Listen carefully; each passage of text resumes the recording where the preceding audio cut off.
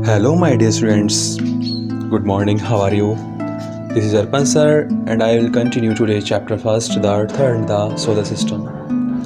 In this chapter, we have discussed some important topics and points as stars, galaxy, constellations, solar system, the sun, planets,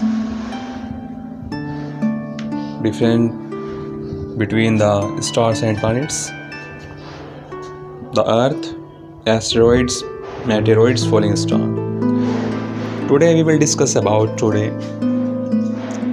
comets and satellites. तो बच्चों, इस chapter में हम काफ़ी कुछ discuss कर चुके हैं और आज हम इसमें डिस्कस करने वाले हैं अबाउट द कॉमेट्स. ओके, सबसे पहले, और आपको अगर कोई भी प्रॉब्लम है किसी भी टॉपिक में तो आप मुझे बता सकते हैं. ओके, तो स्टार्ट करते हैं. आइए बच्चों, देखते हैं कॉमेट्स क्या होते हैं. तो a comet is an icy small body revolving around the sun. Comet एक छोटे छोटे आईसी स्मॉल बॉडी होते हैं, मतलब कि बर्फ के टुकड़े होते हैं ये. Okay, when it passes closer to the sun it heats up and displace a visible atmosphere and sometimes also a tail. तो होता क्या है बच्चों, ये बर्फ़ के होते हैं और जब ये सन के आसपास, ये मान लेते हैं सन है यहाँ पर, और जब ये बर्फ़ के टुकड़े यहाँ से गुजरते हैं सन के पास से तो ये मेल्ट हो जाते हैं, थोड़ा सा पिघलना स्टार्ट हो जाते हैं. और जब ये पिघलेंगे तो वहाँ पर क्या बन जाती है, टेल सी बन जाती है वहाँ पर, है ना.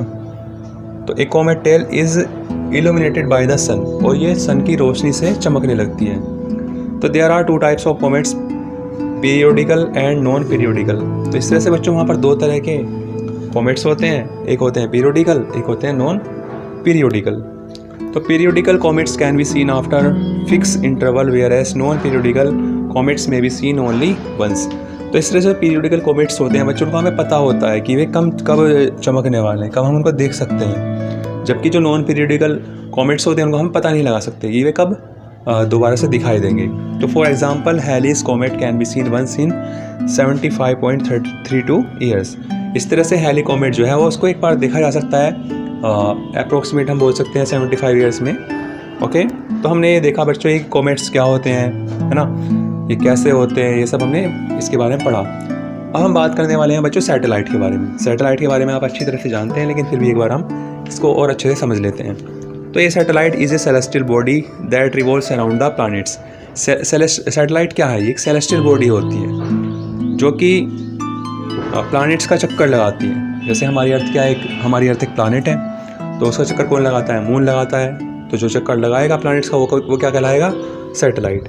इस तरह से अर्थ का चक्कर लगाता है मून, तो मून क्या है, सैटेलाइट है. तो moon is the natural satellite of the earth. तो मून क्या है, ये नेचुरल सैटेलाइट है, प्राकृतिक सैटेलाइट है अर्थ की. इसको इंसानों ने नहीं बनाया, ये नेचर ने बनाया है.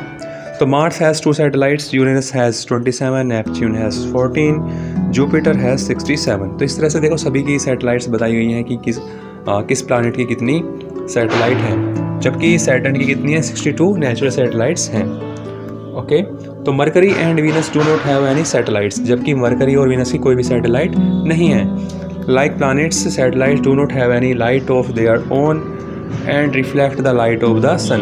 देखो प्लैनेट्स की तरह सैटेलाइट का भी कोई खुद का प्रकाश नहीं होता है, वे दूसरे के प्रकाश से चमकती हैं. दूसरा कौन है यहाँ पर, सन है.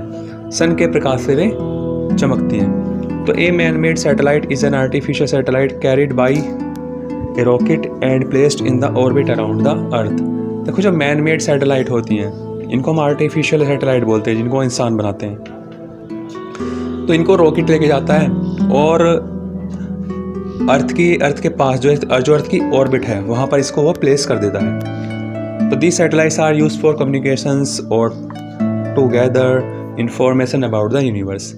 और हम जो ये सैटेलाइट्स यूनिवर्स में या फिर अर्थ के आसपास प्लेस करते हैं, इसका रीज़न क्या है, जिससे कि हम पता लगा सकें, मतलब कि कम्युनिकेशन के लिए यूज़ करते हैं या फिर कुछ सूचनाएं, कुछ इन्फॉर्मेशन इकट्ठा करने के लिए यूनिवर्स के बारे में हम यहाँ पर सैटेलाइट्स यूज़ करते हैं. तो as of 2011 there are 931 operational man made satellites orbiting earth. Earth largest artificial satellite is the international space station. देखो जैसे 2011 में हमने देखा था तो there were 931 operational man made satellites orbiting earth, यानी कि जो अर्थ का चक्कर लगा रही थी उस टाइम 931 सैटेलाइट्स थी। और जो अर्थ की सबसे बड़ी आर्टिफिशियल सैटेलाइट है वो क्या है? इंटरनेशनल स्पेस स्टेशन है।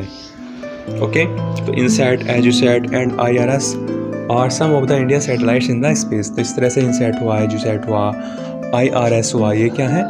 ये इंडियन सैटेलाइट्स हैं जो कि स्पेस में स्थापित की गई हैं। ओके, तो future plans include development of space vehicles for launch of heavier satellites and human space flight.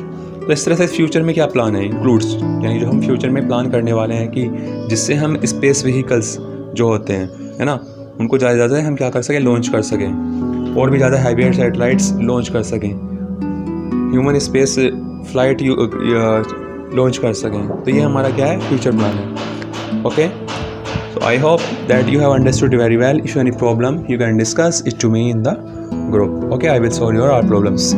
Okay, thank you. Bye bye.